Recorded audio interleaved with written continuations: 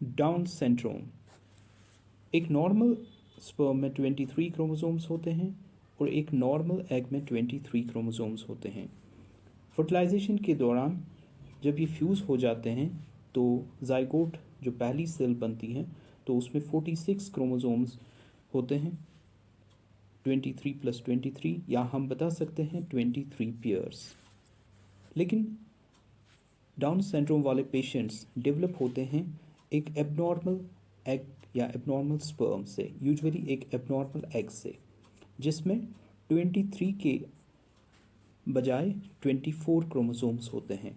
और जब ये एक नॉर्मल स्पर्म के साथ ज्वाइन करता है ये एग, तो जाइगोट में 46 नहीं बल्कि 47 क्रोमोसोम्स होते हैं फिर।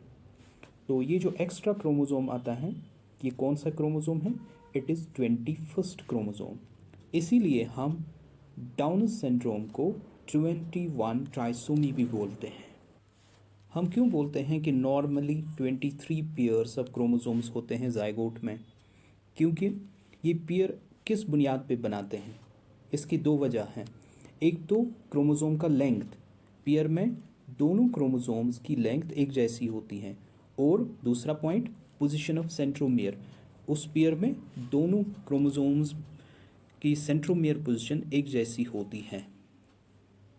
फॉर एग्जाम्पल, फर्स्ट पेयर है हमारे पास, उसमें एक क्रोम मेंबर आएगा मेल से और दूसरा आएगा फीमेल से जाइगोट में। इसी तरह सेकंड क्रोमोसोम पेयर है हमारे पास, उसमें एक मेंबर आएगा मेल से और दूसरा आएगा फीमेल से जाइगोट में।